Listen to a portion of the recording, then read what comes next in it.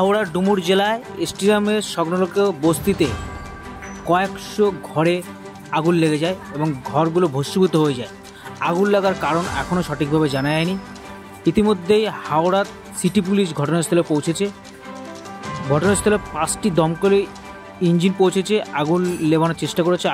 বর্তমানে আগুন আয়ত্তে এসেছে বলে জানাচ্ছে দমকল আধিকারিকরা। আগুন লাগার কারণ এখনও সঠিকভাবে জানা যাচ্ছে না। পুলিশ মারফত জানা যাচ্ছে যে শর্ট সার্কিট বা থেকে আগুন লাগার সম্ভাবনা রয়েছে বলে জানাচ্ছে। পুরো রিপোর্ট নিউজ অন।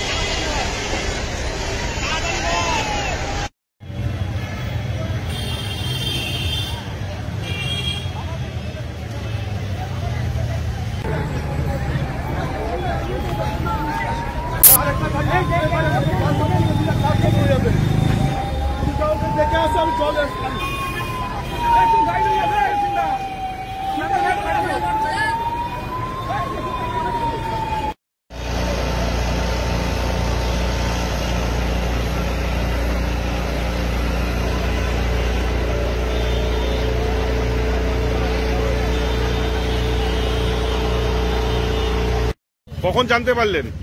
আমি ছেলেকে নিয়ে ডাক্তারকে গিয়েছিলাম। আমার হাত ছোটার সময় ফোন করে বলছে আমরা ফোন করেই যাচ্ছি যদি আসতো দমকলটা আমাদের তো কিছু আসতো। কতজন বসবাস করতেন এখানে? এখানে কত? সব ঘরই কি পুড়ে গেছে? না, কিছুটা বেঁচেছে। দমকল ঠিক টাইমে এসেছিল? না, 1 ঘন্টা পরে এসেছে। 1 ঘন্টা পর আমরা ফোন করেই যাচ্ছি। কি করলো? জল নেই। তাহলে আজ এরকম ভাব আমরা মানুষ নয়, বস্তিতে থাকি বলে আমরা কি ভোট করছি না? তোরা এরকম ব্যবহার করলি। আগুনটা লাগলো কিভাবে? আগুনটা লেগেছে কিভাবে আমরা জানতেই পারিনি। লোকের বাড়ি কাজে